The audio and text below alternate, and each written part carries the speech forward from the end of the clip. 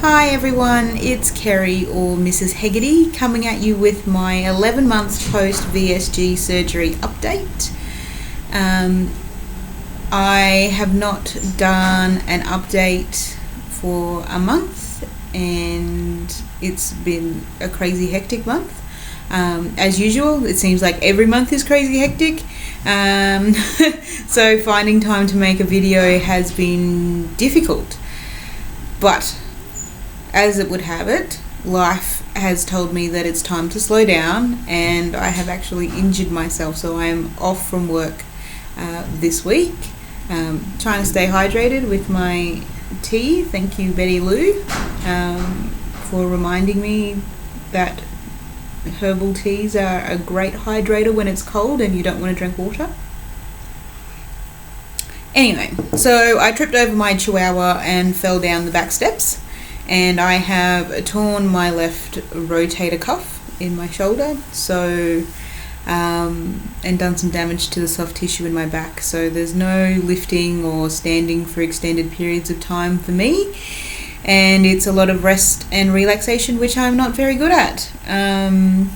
So I thought I would do my update video and really sort of reflect on what is almost the year that was. So I'll start with my numbers. We'll get those out of the way. I had vertical sleeve gastrectomy surgery with Dr. Evan Willingham at St Vincent's Hospital here in Toowoomba, Queensland, on the 15th of September 2014. My starting weight was 112.8 kilos or 248.7 pounds.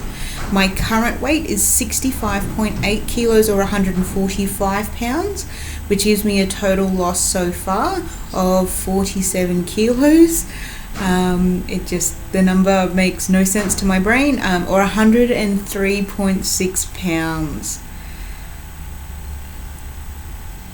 I have no words for what that feels like to say that out loud. Crunching the numbers, I've worked it out to be 42% of my starting body weight that I have lost. 42%. I am almost half the woman I was this time last year. I can't even. And it's actually 89% of my excess body weight. So I have about 5.5 kilos to lose, 5 kilos to lose, which is 12 pounds, or something like that. And I had wanted to reach goal by my 12-month surgery, my 1 year. It's probably not going to happen, but I'm actually okay with that. I have gotten so close, and I know it's something that will happen. It's just not going to happen by the day that I wanted it to, and that's all right. I have had a couple of setbacks. I've had a lot of life changes, totally not relating to the surgery, but perhaps as a result of feeling better and having more life in me. Changing jobs, going from a part-time job to a very full-time job. My husband is now playing rugby, or is playing rugby this year, and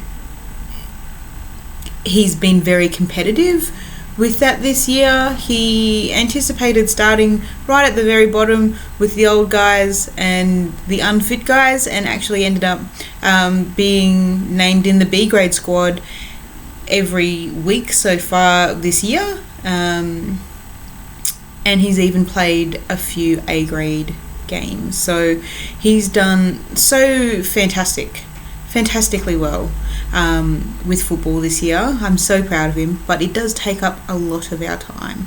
So 2 days a week training, games on Saturdays. I usually work every second weekend, finding time to fit in time for us, time for my own fitness, time for our friends, all that sort of business. So juggling life can, post-surgery it is full on. It is a full on life, which is good. You want to live a full life. That's the whole reason, well, for me, that's the whole reason why I had the surgery. I wanted to live my life as full as I could, and I'm actually doing it.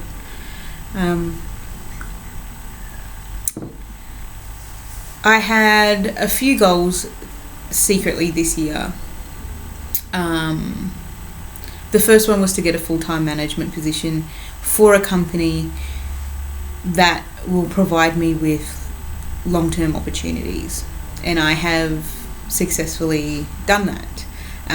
My next goal this year was to lose 100% of my excess weight. It's not going to happen within a year of my surgery, but it will happen this year. It will happen before the start of 2016, and for that I am so grateful and so proud of my accomplishments. I've worked really hard for this. I've sacrificed a lot. I've faced a lot of criticism and overcome a lot of adversity, and I've become an amazingly stronger person than I thought I could have been as a result of this year. I wanted to buy my husband a new car. We did that a couple of weeks ago. And my last one is to perform in a dance recital, which I'm not too sure whether or not that's going to happen just due to working commitments, but you know what? I've been attending my classes and I've been a part of that, so if it doesn't happen and I can't make it happen, that's okay. I'm okay with that. So now it's time to start looking at, next year's goals, which is really exciting.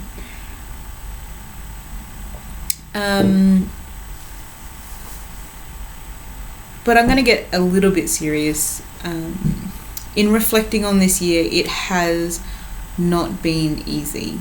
And this surgery has not been something that I have been happy about all the time. I often have times where I wish I had not done this. There are a few things that I do miss from my fat life. I miss the power that I had in my body, just to move things like furniture or lifting things. There was a certain amount of power I had because I was a big person. I miss food. I miss participating in those social events that involve food, and I feel like I miss out on celebrating to an extent because of that. I miss being warm in winter and being able to get warm in winter. This winter has been very difficult. It has been cold, and I have never been cold like I've been cold this year.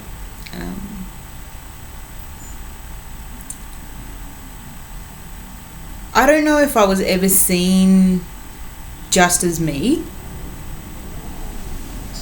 I guess because people only ever knew fat me. I only ever knew fat me. But now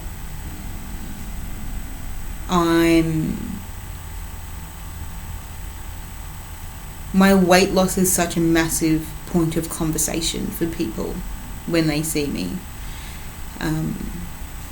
Especially people who haven't seen me in a long time. And even for people who didn't know fat me. So in my new job, the people I work with, they didn't know me at 120 kilos. They didn't know 250 pound Kerry.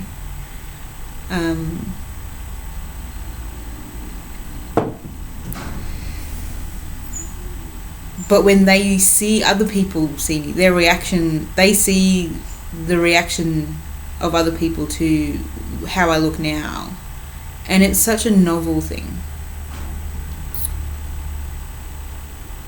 And I think even for myself, I find it difficult to define who I am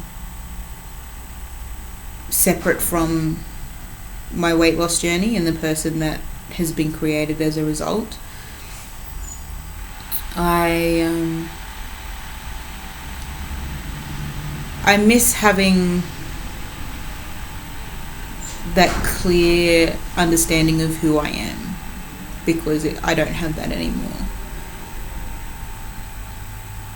I've said it from the very start, I didn't consider this surgery because I was fat and I wanted to lose weight.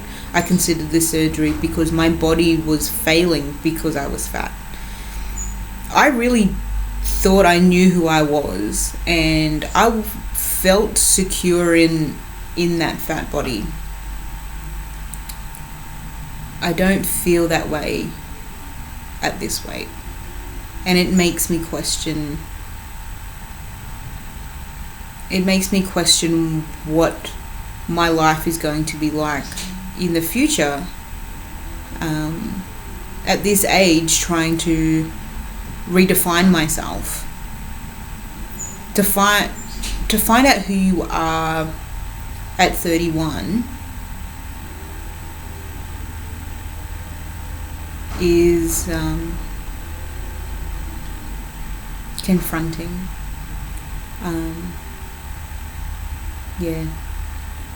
I find it all very, very confronting, because I'm getting to that point where maintenance is going to be a thing.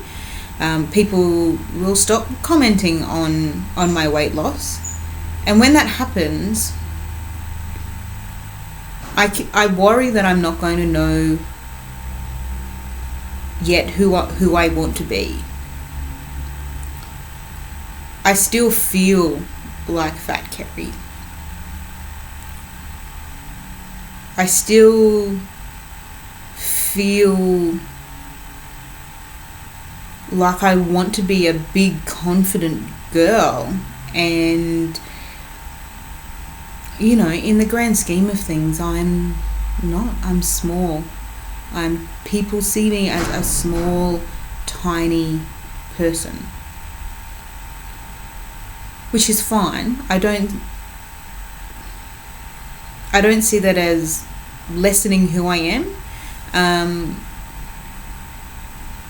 I just didn't think that I would feel this way about myself.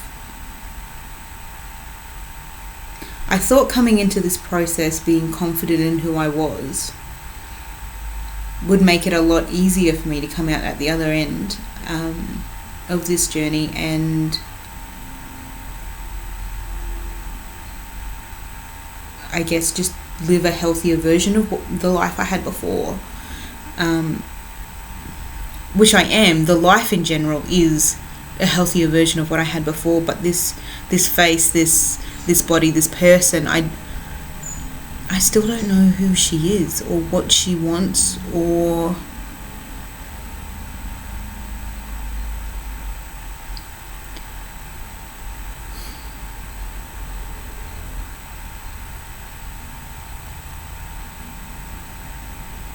it's just it's difficult to put it into words how I feel.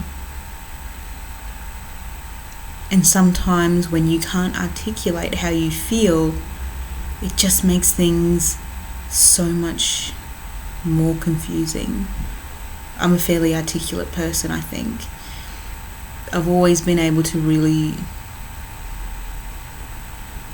succinctly put into words the way that I feel. It's not something that I can do right now, and it's the hardest part of this journey. It's really the hardest part of this journey. I guess the next time you'll see me is my 12-month surgiversary. Hopefully I'll have some exciting things to talk about. I'm not sure, but hopefully with my shoulder recovery and